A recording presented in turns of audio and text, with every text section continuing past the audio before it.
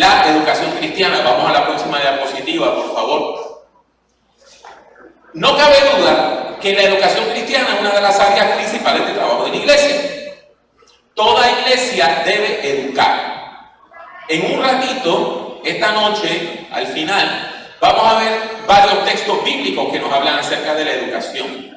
Uno de ellos es la Gran Comisión, los últimos versículos del capítulo 28 del Evangelio según San Mateo, que ¿qué nos dice? Que el Señor nos ordenó ir y hacer discípulos, enseñándoles a guardar todas las cosas que Él nos había mandado. Por lo tanto, tiene que quedar claro que la misión de la iglesia se canaliza a través de la educación. Si usted no recibe educación, usted no puede hacer su trabajo. En algunas iglesias cometemos el error, yo sé que ninguna de ustedes lo hace, pero algunas iglesias cometen el error de que agarran a una persona, la invitan a un puesto, usted va a ser el director de esto, se le nombra, pero no se le capacita para hacer la tarea. ¿Y qué pasa cuando a usted se le nombra un puesto, se le da una responsabilidad, pero no se le enseña a cumplir con ella? ¿Qué es lo que puede pasar? Que usted fracasa. Por lo tanto, todo lo que nosotros hagamos en la iglesia tiene que estar canalizado a través de la educación cristiana. Usted tiene que aprender a predicar. Usted tiene que aprender a enseñar. Usted tiene que aprender a orar. Usted tiene que aprender a ofrendar. Usted tiene que aprender a ir a la iglesia. Usted tiene que aprender a testificar. Usted tiene que aprender a visitar enfermos. O sea, todo el trabajo de la iglesia requiere un elemento educativo. Si nosotros no estamos, no hay misión. Porque entonces lo que estamos haciendo, mire, es como si hubiese una alberca. Y usted lleva a la gente a la parte honda de la alberca y los lanza al agua y le dice, si no te ahogas, es que nadaste. Pues ¿por qué mejor no les enseñamos a nadar antes de tirarlos a la parte más profunda de la alberca? Pues exactamente, la iglesia tiene que educar. La próxima diapositiva, por favor, nos dice que la educación es el proceso a través del cual se transmiten o desarrollan o adquieren conocimientos, actitudes, valores, destrezas o habilidades, normas o modos de comportamiento, prácticas, creencias y sensibilidades. Vamos a desempacar eso un poquito.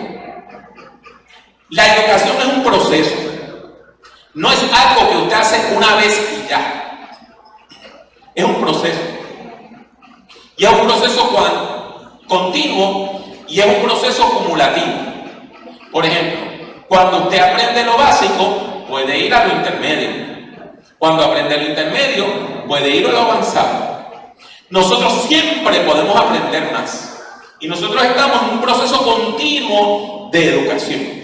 Déjeme darle una buena noticia, aunque la mayor parte de la gente aquí es muy jovencita. No son como yo, que ya yo soy un anciano. Usted, mientras esté vivo, puede aprender. Una persona de 80 o 90 años puede aprender. Lo único que pasa es que lo procesa con un poco de más lentitud.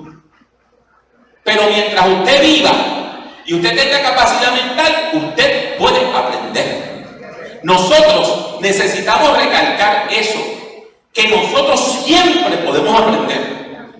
Nosotros a veces tenemos personas que nos llegan a la iglesia en la tercera edad, a los 60, 65, 70, 75 años. Esa persona puede aprender. Esa persona puede aprender a orar. Esa persona puede aprender a ser discípulo. Y nosotros hemos visto transformaciones preciosas en gente que nos llegó a la iglesia cerca de los 70 años. Y sus últimos 10 o 15 años en esta tierra fueron sus mejores años. Porque pudieron aprender. Ahora, ¿qué es lo que uno aprende? Mire, es importante que usted entienda que nosotros aprendemos no solamente contenidos, sino también actitudes y valores. ¿Me escuchó bien? Esto no es nada más de aprender contenidos. Esto no es una mera tarea de aprender nada más que 2 más 2 son 4. Es necesario aprender que la vida cristiana es un estilo de vida. Nosotros no le estamos enseñando a la gente a aprender contenidos, le estamos enseñando a la gente a vivir. Déjenme volver a decir eso, porque eso es de lo más importante que yo le voy a decir este fin de semana. La educación cristiana no busca nada más que usted aprenda contenidos.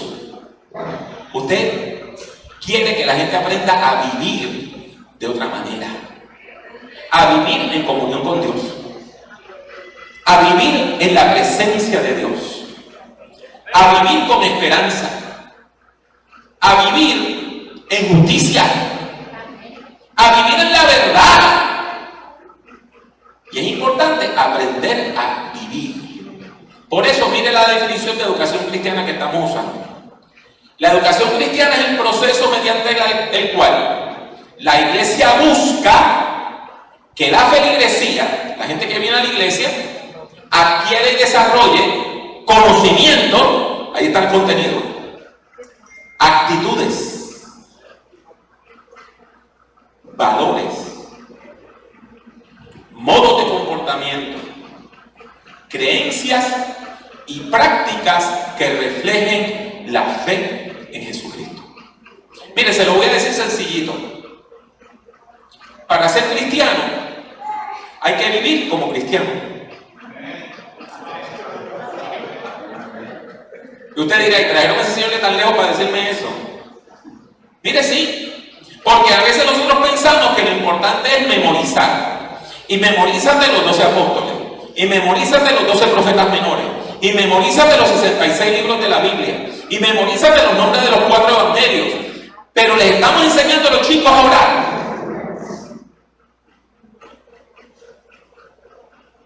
No solamente que se memorice un texto sobre la oración.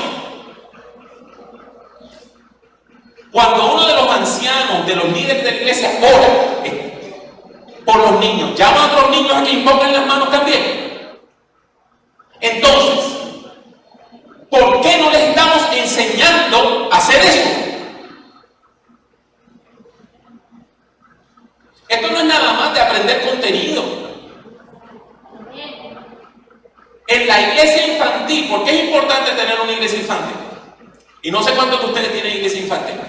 Porque en la iglesia infantil los niños aprenden a hacer los roles y a llevar a cabo las tareas que hacemos en el otro culto, en el culto para los adultos. Y tenemos niños cantando, y tenemos niñas y niñas de ujieres, y tenemos niñas y niñas de diácono y diaconisa, y tenemos niñas y niños haciendo de ancianos y ancianas. Hay que enseñarle a los niños a imponer manos. Hay que enseñarle a los niños a orar por los enfermos. Hay que enseñarle a los niños a visitar a los enfermos. Porque esto no es una mera cuestión de usted memorizar la fe, es actuar la fe. Es ponerla en práctica. Es aprender no solamente los contenidos, sino también las actitudes y los valores. Y esto es bien importante porque nosotros vivimos en un mundo donde hay valores y antivalores. Esto no está en la presentación, así que anoten. En el mundo, nosotros tenemos valores y tenemos antivalores. Algunas personas lo llaman disvalores. Por ejemplo, el amor es un valor. El odio es un antivalor. El gozo es un valor. El desprecio es un antivalor. Y nosotros vivimos en un mundo donde hay valores y hay antivalores. Y nosotros lo que hacemos es que como iglesia afirmamos los valores del reino de Dios, predicado por Jesucristo. Y tenemos que enseñarle a nuestros niños esos valores. Y una vez más, esto no es nada más una cuestión de memorizar los valores, es de vivir los valores. Porque si un niño pasa al frente y le damos un premio, le regalamos una Biblia, le regalamos un cuaderno, Pedro porque recitó las 9 virtudes que están en el fruto del Espíritu en Gálatas. Pero cuando sale insulta a otro, pues ¿qué pasó? Se lo sabe, pero no está viviendo. Necesitamos comprender, mis hermanos y hermanas, que el propósito de la educación cristiana es que la gente aprenda a vivir como creyentes, practicando las disciplinas espirituales, yendo a la iglesia, orando, visitando enfermos, ofrendando, testificando, visitando a la gente que está en las cárceles. Y esto no es nada más para la niñez, también para los adultos. ¿Cuántas personas adultas en la iglesia tienen un problema y llaman al pastor? Pastor, venga y ore. Y uno le pregunta, ¿y usted oró? Es que yo no sé orar. Pues ahí tiene un elemento básico. Hay que aprender a orar. Usted tiene que aprender a orar. Usted tiene que poder orar por lo suyo. Usted tiene que aprender y ponerle las manos a sus hijos, a sus hijas, a sus familiares. Usted necesita aprender, ir a visitar a su vecino enfermo y hablarle de Jesucristo. Esto es básico. Y no es una cuestión de memorización, es un estilo de vida. Vamos a la próxima diapositiva, por favor. Note que estamos apuntando dos cosas importantes. Uno, es que la educación propone un proceso de enseñanza y aprendizaje. Y segundo, que hay una meta o propósito de la educación cristiana. Así que vamos a desempacar esos dos puntitos. ¿Está bien? Próxima diapositiva. Todos nosotros somos maestros o maestras y estudiantes. Somos educadores y educandos. Cuando yo llego a un salón de clase como profesor, yo vengo a aprender de mis estudiantes. Y yo espero que mis estudiantes aprendan de mí.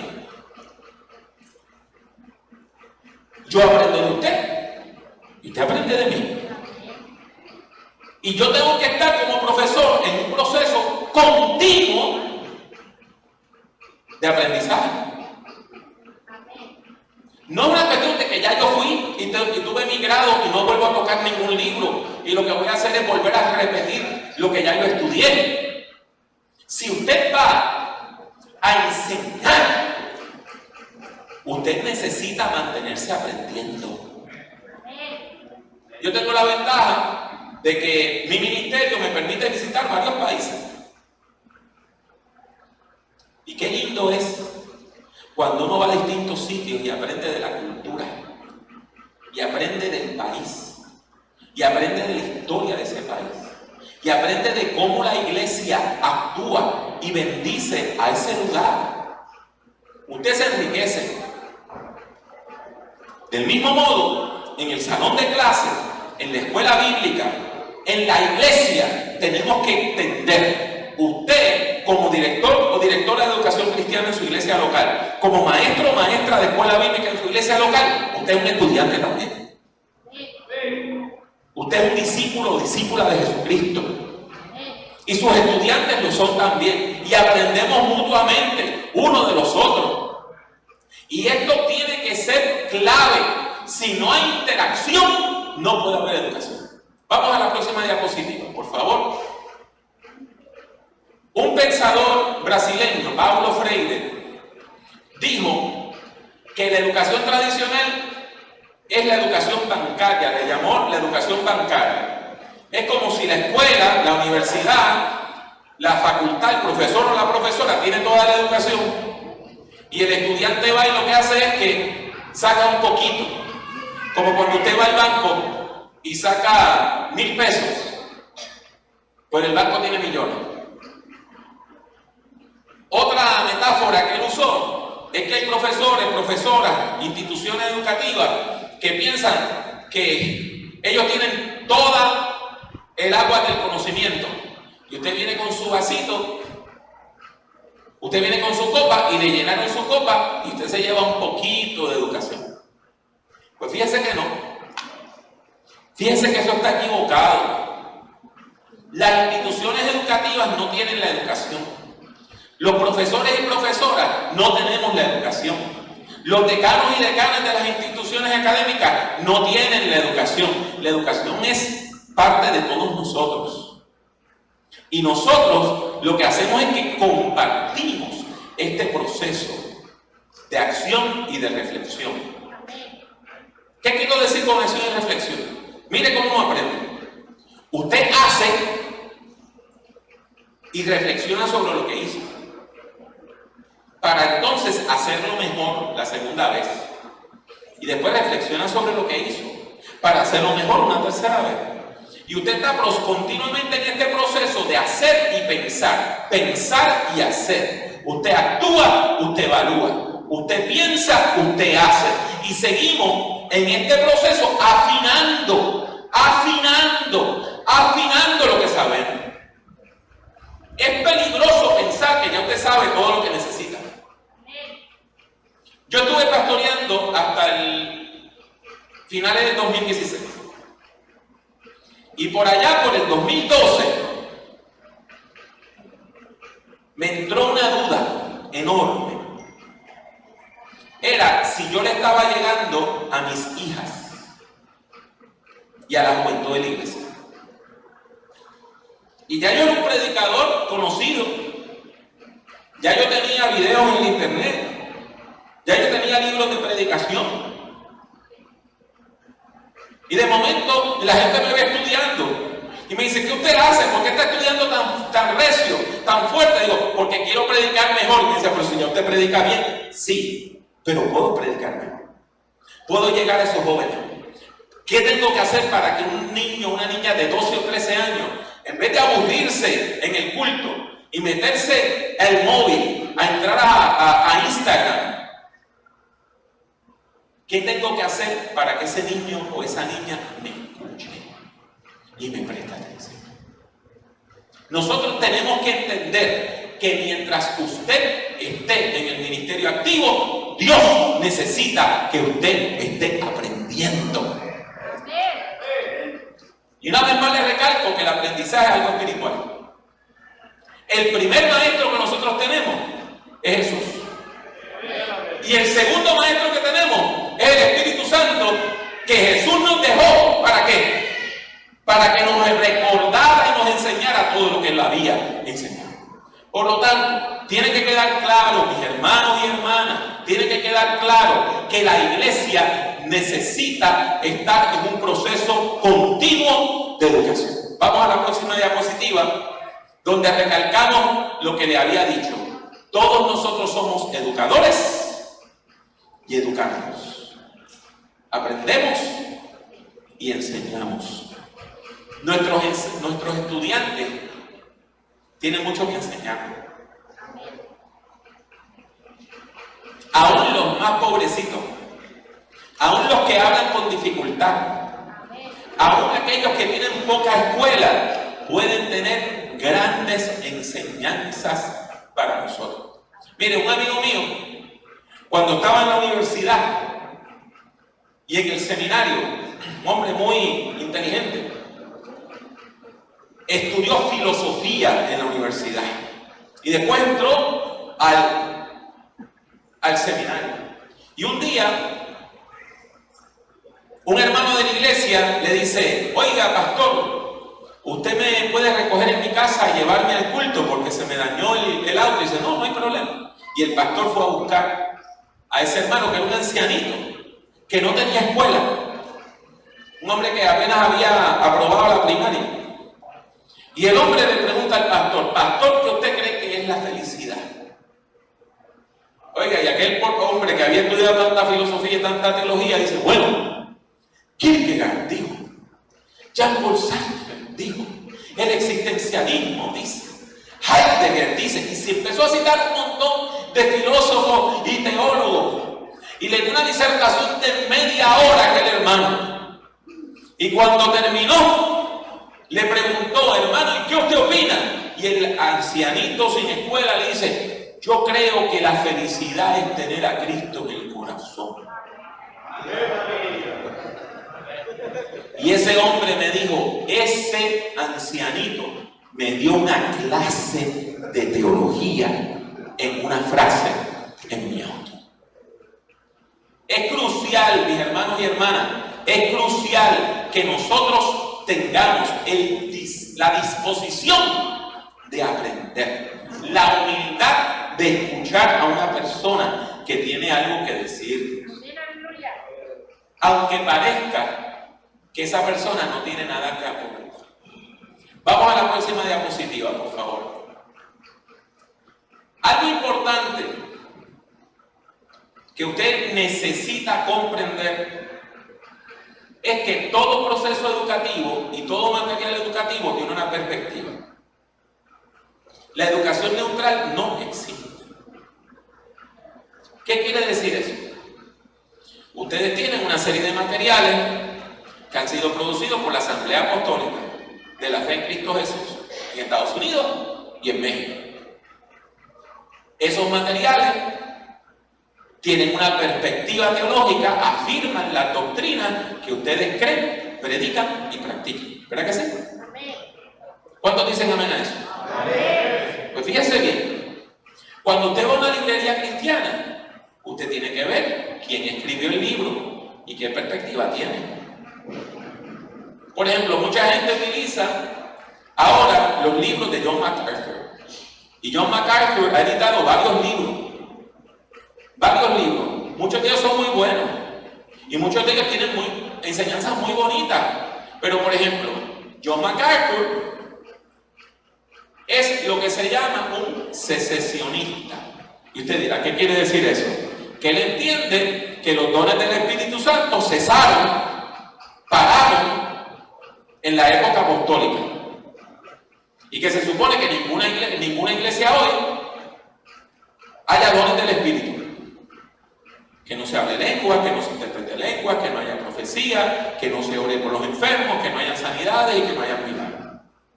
Con todo el cariño y el respeto y el honor que merece ese señor, como que ustedes y yo no estamos de acuerdo con él, ¿verdad que no? ¿Qué quiere decir esto? Que cada vez que usted vea un video en el internet, cada vez que usted escuche un audio en el internet, cada vez que usted escuche un programa de radio, una canción espiritual, un himno grabado en una emisora, cada vez que usted lea una revista cristiana, cada vez que usted lea un libro cristiano, usted tiene que tratar de entender cuál es la perspectiva teológica que está avanzando ese libro.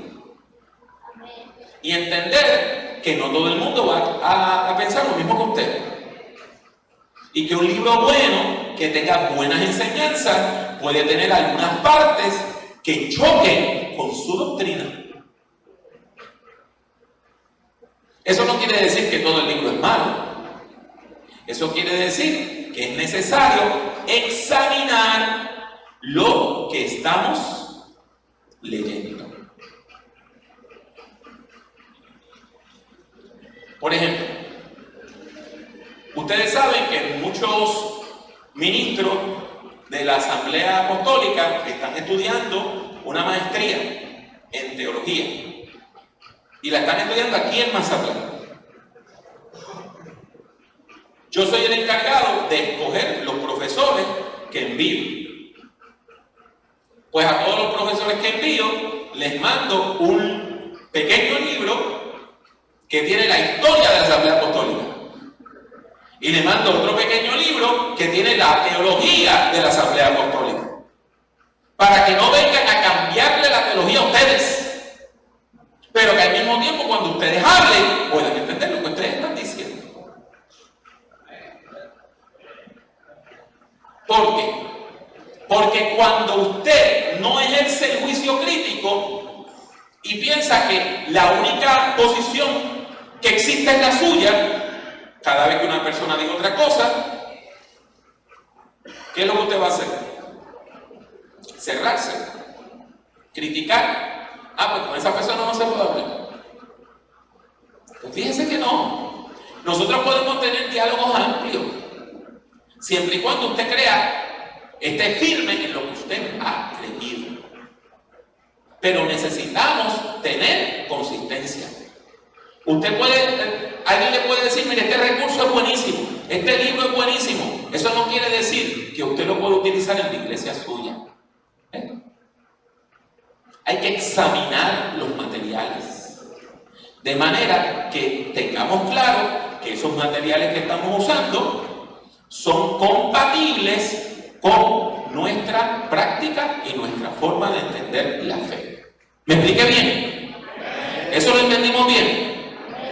Por eso es tan importante que la Asamblea Apostólica produzca material.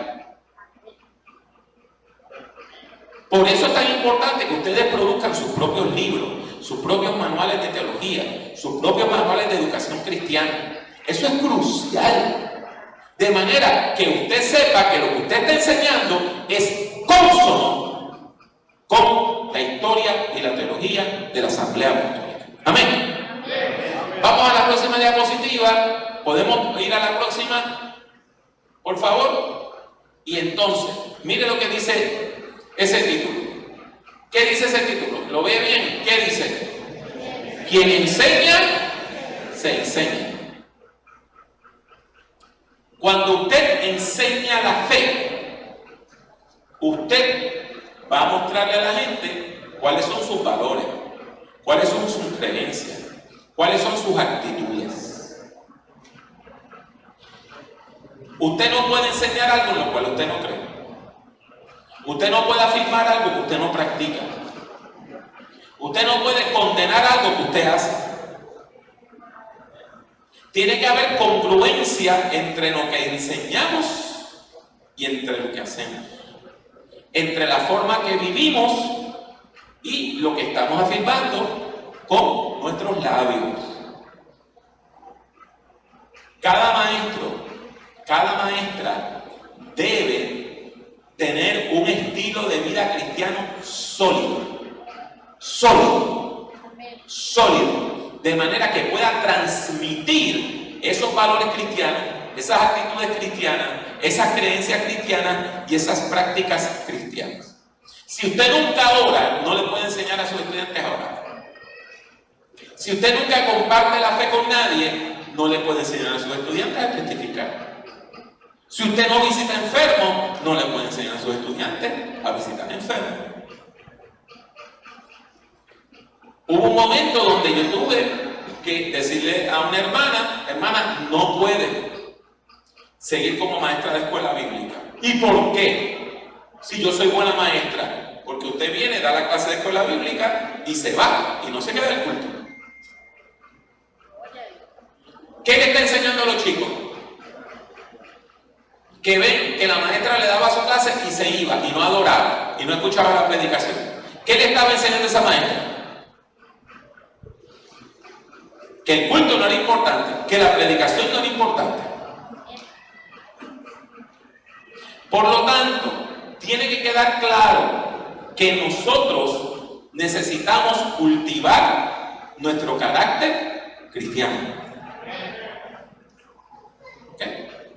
Mire, los mejores técnicos de fútbol han jugado fútbol. ¿Verdad que sí? En teoría todo funciona. Una persona que nunca ha pateado un balón y estudia fútbol, se cree que lo sabe, pero nunca ha estado en la cancha. Es importante que nosotros seamos jugadores y técnicos. Usted enseña la fe porque usted practica la fe. Usted enseña la fe porque usted cree la fe. Usted habla de Cristo porque usted tiene una relación con Cristo. Y si no la tiene, mejor no se aviente a enseñar. Esto es importante porque la Biblia lo dice con claridad. Las personas recién convertidas, o para usar la versión antigua, los neófitos, los que son nuevos en la fe, no deben estar en posiciones de liderazgo. Es importante madurar en la fe. Eso no quiere decir que usted necesita tener 95 años antes de dar clase. Lo que sí quiere decir es que necesita usted entrar en un proceso de educación, en un proceso donde usted, en el nombre poderoso de Jesucristo, conozca la fe, afirme la fe, viva la fe. Si usted recuerda, ¿quiénes han sido sus mejores maestros en la fe? Y la gente que más le enseñó a usted en la iglesia, no necesariamente era la gente más articulada, no necesariamente era la gente que se graduó de una autónoma con un doctorado. A lo mejor era una ancianita, a lo mejor era un ancianito, a lo mejor era una persona que no tenía mucha escuela, pero que le enseñó a usted a vivir la fe de Jesucristo. Mi abuelita se llamaba Adela. Y doña Adela llegó a segundo grado de primaria. ¿Me escuchó bien? A los 7 años la sacaron de la escuela. Cuando terminó el segundo grado de primaria. Cuando yo fui a la universidad, alguien me preguntó quién ha sido su mejor maestra. Su mejor maestra es mi abuelita, que no tiene escuela, porque ella tenía una sabiduría de vida. Y en sus últimos años, después que ella pasaba de los 70 años, empezó a ir a la iglesia y conoció al Señor Jesucristo. Y yo sabía que ella no sabía leer, porque cuando eso pasó ella tenía 14 años. Y un día llegó a casa de mi abuelita y me dice: ¿quieres que te lea la Biblia? Y yo me le quedo mirando y digo: pero si tú no sabes leer, abuela. Y me dice: el Señor me enseñó a leer. Y yo, que no era cristiano, dije: mira, a la abuela me volvió loca. Que alguien que no existe le enseñó a leer. Oiga, y aquella ancianita agarró la Biblia y abrió el libro de los Salmos y me leyó un salmo. Y después me dice: ¿quiere que te lea otro más?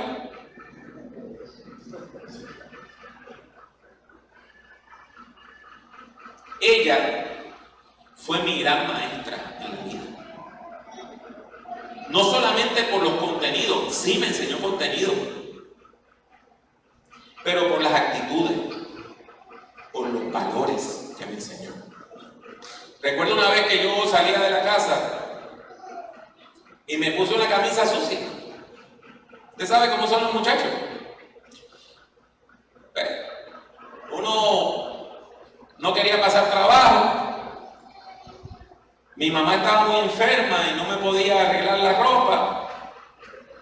Y cuando yo me pongo una camisa sucia para ir a la escuela, doña Adela me llama y me dice: apréndete esto. Nosotros somos pobres, pero somos gente limpia. Así que agarra esa camisa, te la quitas y busca una nueva. Ah, es que no tengo ropa planchada. Pues la planchas. Yo no sé planchar, pues yo te enseño a planchar. Hoy, cuando yo llegué del aeropuerto y llego al hotel, saqué esta camisa de la maleta y la planché como me enseñó hace 45 años doña Adela. ¿Por qué? Porque somos pobres, pero somos gente limpia. Somos gente organizada. Y si lo que tenemos son 3 camisitas, las tenemos limpiecitas y bien arregladas. Es importante entonces que nosotros no solamente escojamos a la persona que habla más bonito o que sabe más Biblia. Hay que escoger maestros y maestras que vivan la fe de Jesucristo. Y usted me va a decir: oiga, hermano Pablo, pero es que la Biblia es importante. Mire lo que le voy a decir con mucho respeto. En el Nuevo Testamento hay un personaje que sabía más Biblia que todos los apóstoles. Porque ese hombre hablaba por lo menos 2 idiomas, probablemente más. Hablaba arameo, leía hebreo, hablaba griego, probablemente entendía palabras en latín. era rabino y se llamaba Saulo de Tarso. Sabía más Biblia que todos los discípulos juntos. ¿Y para qué la usaba? Para matar gente. Y no fue hasta que tuvo el encuentro con Jesucristo en el camino a Damasco que pudo usar lo que sabía de la Biblia para bendecir y no para maldecir. Por lo tanto, si usted tiene una persona que sabe mucha Biblia, pero vive mal, no me lo ponga a dar clases con la Biblia. Por favor. ¿Entiende? No, hermano, no se puede. Tiene que haber una vida que sea consona con el Evangelio. Amén. Vamos a la próxima diapositiva. ¿Cuál es la meta de la educación cristiana? ¿Qué es lo que nosotros queremos lograr con el proceso educativo de la iglesia? Y esto es bien importante. Hay gente que quiere tener mucha gente en la iglesia. ¿Sabe qué? Es bueno tener mucha gente en la iglesia. Pero no es nuestra meta. No es nuestra meta. Nuestra meta no es tener mucha gente en la iglesia. En el barrio donde yo pastoreaba, había un muchacho que se crió en el barrio como un salvete. Lejos de Dios. Tuvo una experiencia de conversión muy bonita. Y abrió una iglesia. Sus primeros años fueron muy fieles al Señor. Muy fieles al Señor. Pero entonces fue a yo no sé dónde y se encontró con yo no sé quién. Y esa gente le dijeron que ellos eran pastores. Entonces empezaron a enseñarle valores que no están aquí en la Biblia. Y le dijeron, no, mira, espérate. Tú eres un hijo del rey. Porque Dios es el rey, ¿verdad? Sí, tú eres un hijo del rey. Y si tú eres un pastor, eres un príncipe de Dios. Eso quiere decir que tú tienes que vestir como un príncipe. Y le dijeron que se tenía que comprar traje, chaquetones y pantalón de $2,000 cada uno. Y que necesitaba andar en un auto de $50,000. Y que necesitaba un reloj de $5,000. Para demostrar que era un príncipe de Dios. Ahora, dígame, ¿dónde la Biblia me dice?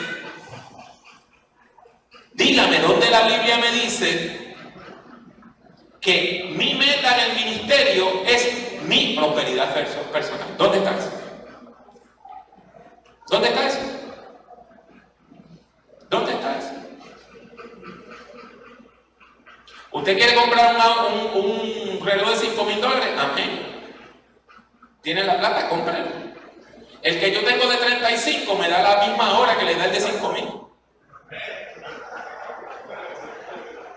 Así que yo no necesito un reloj de $5,000. Un familiar mío un día me dio la mano y puso y viró la mano así para que yo le dé el reloj. Y como yo no reconocí que tenía un reloj, me dice, mira, me compré un Rolex de $5,000. Y yo me le quedé mirando y le dije, pues qué bueno. ¿Sabe qué? Yo no se lo distinguí. No se lo distinguí. Así que estoy tentado a pedirle a algunos de ustedes que antes de yo irme, ir a comprar una de las imitaciones de Rolex que venden en la playa. Entonces, ir a donde mi familia dice, ahora yo tengo uno igualito al tuyo. Lo único que me costó el 1% de lo que te costó el tuyo. La motivación para el ministerio no puede ser nuestra prosperidad personal. No puede ser nuestra fama. No puede ser el número de gente que viene a la iglesia. Nosotros venimos a la iglesia para aprender a ser cristianos y cristianas. O sea, para desarrollar un estilo de vida que vaya de acuerdo a los valores del Evangelio. Yo no sé cuántos de ustedes se criaron lejos de Dios. Mi familia no era cristiana. No era cristiana. Nosotros no éramos ni católicos, nada. La primera vez que yo fui a una misa fue porque hicieron una misa, pues se murió mi abuelito y yo tenía como 11 años. Yo soy asmático y yo no sabía que ellos usaban incienso. Y a los 15 minutos salí tosiendo y pasé el resto de la misa en el estacionamiento porque el humo me ahogaba. Yo me crié absolutamente sin fe. Cuando yo llegué a la iglesia, el contraste de la forma de vivir de estos hermanos con lo que yo había aprendido era abismal. Era abismal. En la iglesia la gente decía que su motivación era agradar a Dios. A mí nunca me dijeron que yo tenía que agradar a Dios. Mi abuelita lo que me decía era, eso era antes de ya empezar a ir a la iglesia, me decía, pórtate bien porque si no Dios llora. No sé cuándo a ustedes le dijeron eso, cuando niños. Entonces yo me imaginaba que Dios era como un viejito, un ancianito, que estaba en una mecedora, en una nube, llorando porque nosotros nos portábamos mal. A mí nunca nadie me enseñó a bendecir a otros. Usted sabe la ley de la bendición, ¿la conoce? Quizá no por ese nombre, pero la conoce. Génesis 12, que Dios le dice a Abraham cuando lo llama: vete de tu tierra y de tu parentela a la tierra que yo te mostraré y serás bendición. Y después le enseña la ley de la bendición. Al que te bendiga, lo bendeciré. Pero al que te maldiga, lo maldeciré. A mí nadie nunca me enseñó la ley de la bendición. A mí nadie nunca me enseñó de niño que si tú bendices, Dios te bendice. Nadie nunca me enseñó eso. A mí nunca nadie me enseñó a ofrendar desde la perspectiva de la bendición. Lo que me decían es, esa gente pide dinero porque son unos ladrones.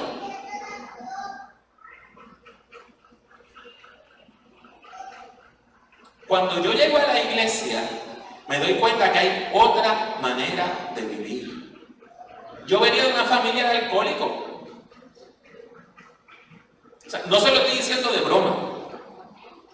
Mi abuelo murió de problemas del hígado. Mi tío mayor murió de problemas del hígado. Tengo 2 tíos más, alcoholizados completamente. Y el otro hermano de mi mamá, el tío menor, a los 60 años le dio cáncer en la garganta por estar tomando ron clandestino. Ron hecho en la casa. Y hoy no puede hablar porque no tiene cuerdas vocales. ¿Ahora entiende lo que le quiero decir? A mí nunca nadie me dijo, tú no puedes tomar porque eso te hace daño y el cuerpo es templo del Espíritu Santo. A mí nadie nunca me enseñó eso. Por lo tanto, quizá usted no se da cuenta porque usted se crió en la iglesia, pero para la gente que no se han criado en la iglesia, la forma como se vive la fe cristiana es una diferencia tremenda de la forma como ellos vivieron.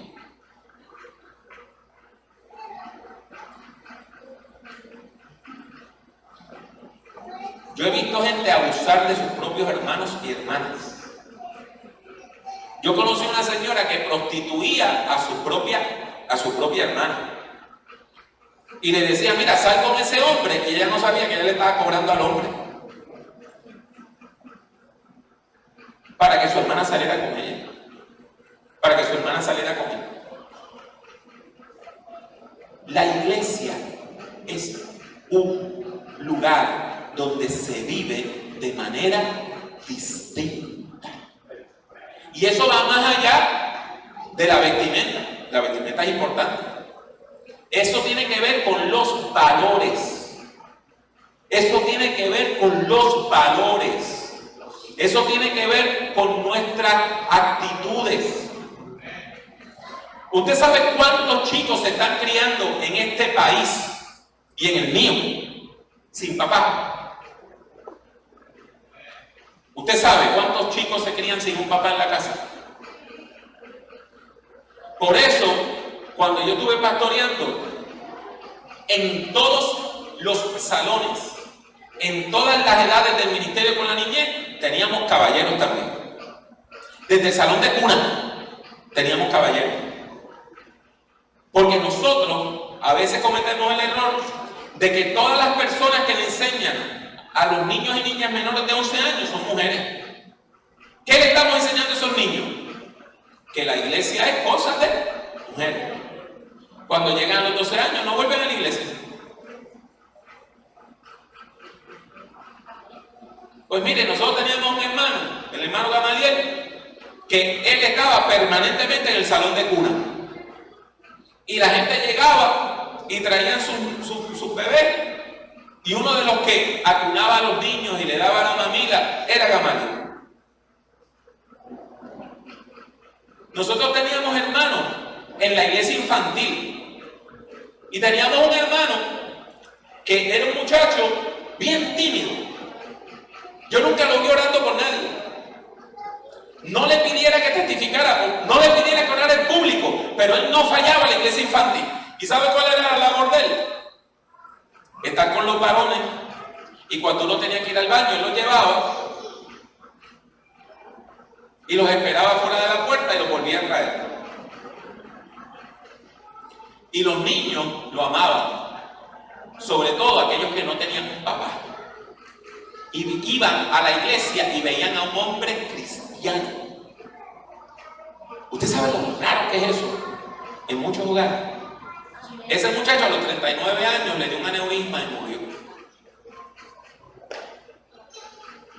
Y los niños lo lloraban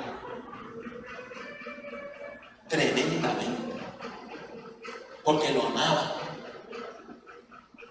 Él nunca les enseñó a memorizar textos bíblicos, pero con su presencia les enseñaba que Él los amaba y que Dios los amaba también. Y que es importante crecer como un hombre de Dios. Espero estar transmitiendo la importancia de que la fe cristiana, la educación, no es nada más transmitir contenido. No es nada más memorizarse Juan 3:16, el Salmo 23 y el Padre Nuestro. Es aprender a vivir como cristianos, en el nombre de Jesús. Vamos a la próxima diapositiva, por favor. Jesús nos enseñó a ser discípulos. Y hay una diferencia grande entre un discípulo y un alumno. Son dos cosas distintas. El alumno es una persona que va a un salón de clase, toma una lección, hace una tarea y se va. El discípulo es un seguidor. Nosotros hoy tenemos pocos discípulos, pero antes así era que se aprendía. Si usted quería ser zapatero, usted no tomaba un curso de zapatería. Si usted quería ser zapatero, iba a donde el zapatero del barrio y le decía, yo puedo ser su aprendiz. Y si él le decía que sí, usted empezaba a ir a la zapatería a aprender a hacer zapatos. Y usted veía al zapatero.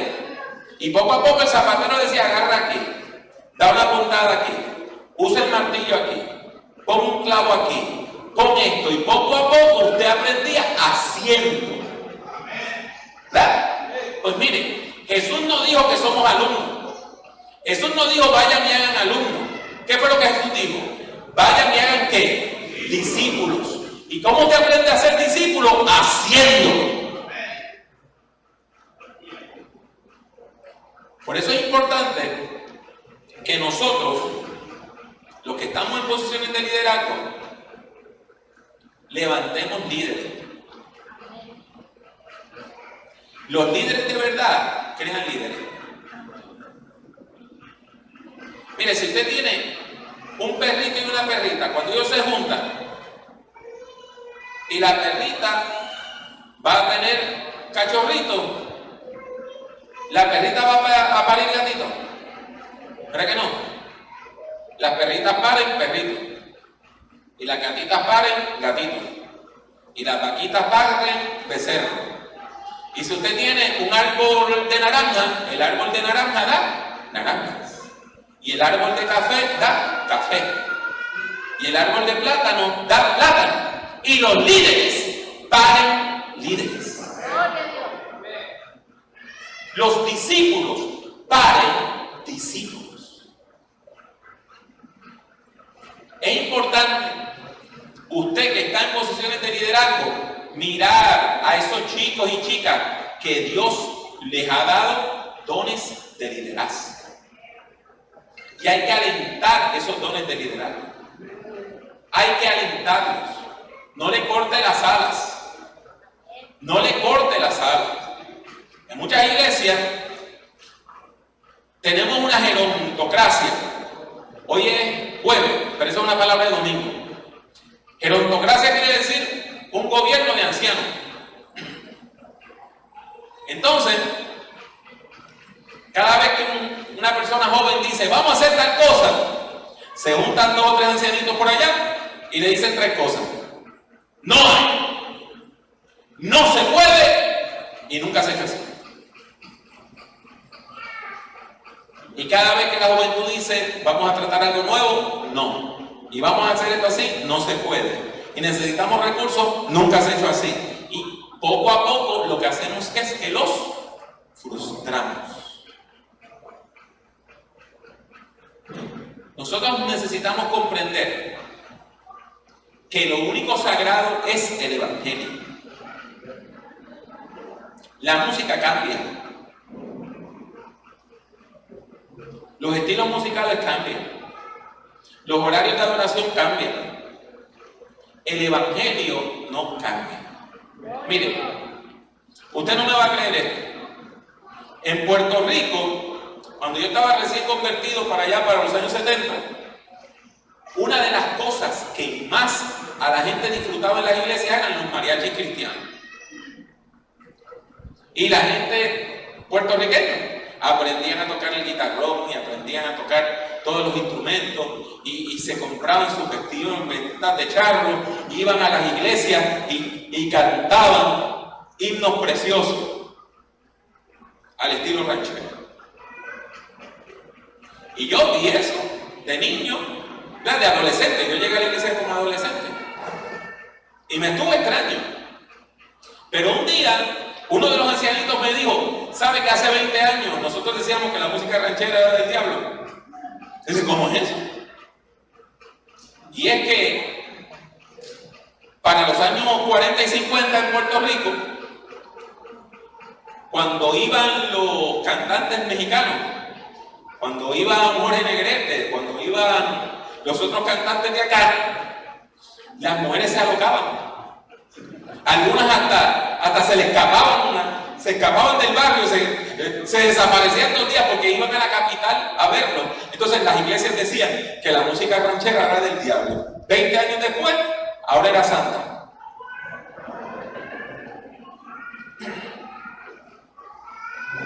Hace 10 años el reggaetón era del diablo. Y todavía hay reggaetón que es del diablo, ¿sabes? Pero hay un rapero puertorriqueño que se convirtió, que se llama Almighty. Oiga, y ha hecho un reggaetón con contenido cristiano precioso.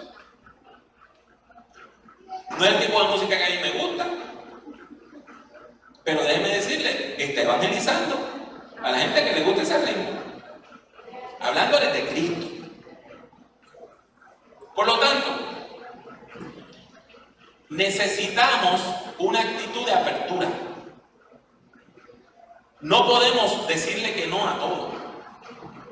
Es necesario permitir que los chicos y las chicas y la gente que llega a la iglesia tengan iniciativa. No le mate la iniciativa a la gente. Enséñele a hacer las cosas mejor. Enséñele a hacer las cosas conforme al Evangelio. Vamos a la próxima diapositiva. Ya estamos terminando esta conferencia. ¿Quién es nuestro modelo? ¿Qué nos dice dice Efesios 4? Que nosotros necesitamos llegar a la estatura del varón, del ser humano perfecto, que es Cristo Jesús. Él es nuestro modelo. Hay un viejo himno que dice: más como Cristo siempre anhelo ser. Eso es lo que necesitamos, ser más como Cristo, imitar el ejemplo de Jesús. Ahora, eso suena bonito, ¿verdad? Suena bonito, pero esto que yo le acabo de decir es peligrosísimo para la iglesia tradicional. ¿Sabe por qué? Le voy a decir esto con mucho amor, así que no se me moleste. Nosotros hoy en la iglesia no necesariamente imitamos a Jesús en todo. Por ejemplo, ¿qué día ustedes se reúnen a adorar? ¿Qué día es el culto principal de la iglesia? El domingo. Por lo regular en la mañana, ¿verdad? ¿Jesucristo alguna vez le dijo a alguien: te espero en la escuela bíblica a las 9 de la mañana? ¿Jesús en algún momento le dijo a alguien: mira, el culto es el domingo a las 10:30 a las 11 de la mañana? ¿Jesús algún día usó un micrófono con parlante y se puso una corbata y una camisa de manga larga para predicar a la gente? ¿O él predicaba en el camino? Uno de los problemas grandes que nosotros tenemos es que le decimos a la juventud: lee la Biblia. Y cuando leen la Biblia se encuentra una iglesia muy distinta a la que tenemos hoy.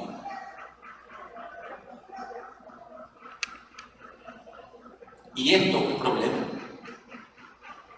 La iglesia necesita recuperar esa iglesia del camino, ese evangelio del camino, ese acompañamiento pastoral.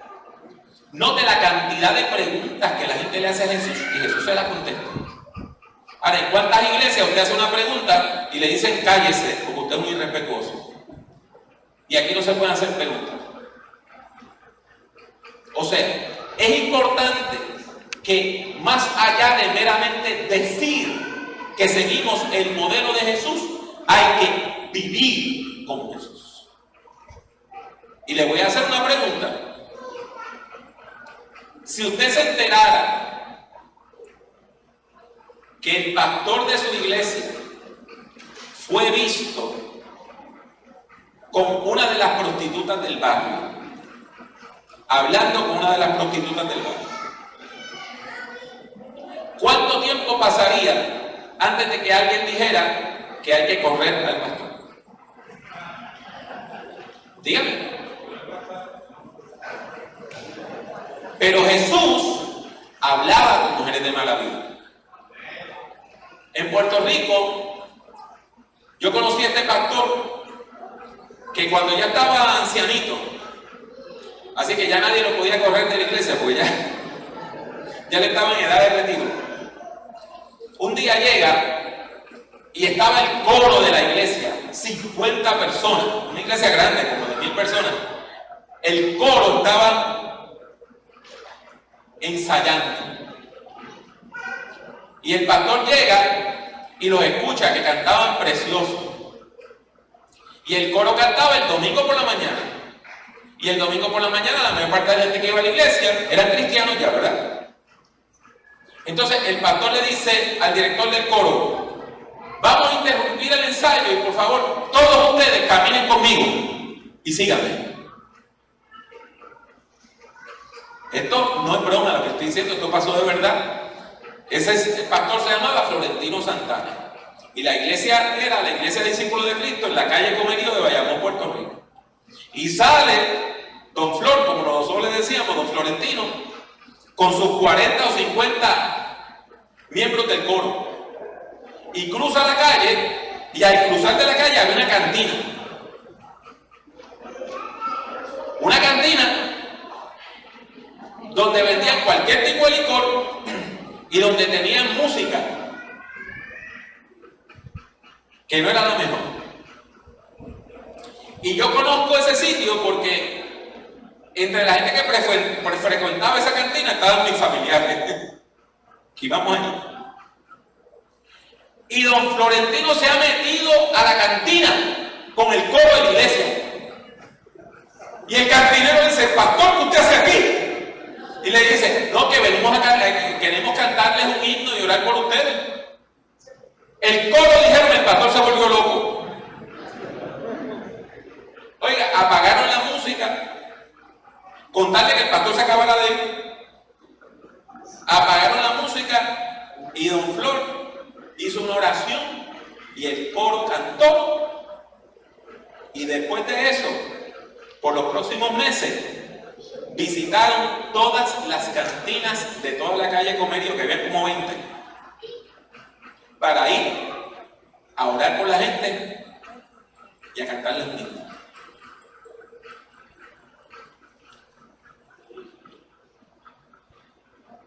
Si Jesús es nuestro modelo, tenemos que aprender a hacer actos de ministerio tan osados como los que hacía Jesús. Próxima diapositiva. Algo importantísimo es que nosotros tenemos que enseñar valores. Recuerden el fruto del Espíritu: amor, gozo, paz, benignidad, bondad, mansedumbre, templanza, dominio propio. Todo eso hay que enseñarle a la gente. Los valores del reino. Próxima diapositiva, y ya estamos terminando. Recuerden que nosotros estamos viviendo, yo le dije ya, en un mundo donde hay una lucha de valores. Hay valores del reino y están los antivalores. Y nosotros tenemos que afirmar los valores del reino. No podemos permitir que esos antivalores se nos metan a la iglesia. En la iglesia nadie debe hablar con odio. En la iglesia nadie debe hablar con rencor. En la iglesia no podemos hablar para destruir a lo otro. Es crucial que nosotros afirmemos los valores del evangelio. Creo que vamos a la última diapositiva ahora. Vamos a la próxima. ¿Cuál es nuestra tarea? Y con este le voy a decir, con este le voy a dejar para tomar un corto receso. Vean los 3 verbos que hay ahí: formar, informar y transformar. Eso es lo que hace la educación cristiana. Forma el carácter, informa nuestra mente y nuestra práctica y nuestra vida devocional. ¿Para qué? Para transformarnos a la luz de los valores del reino. Formamos, informamos, porque lo que queremos es que Cristo transforme vidas y corazones en el nombre de nuestro Señor Jesús. Que Dios les bendiga.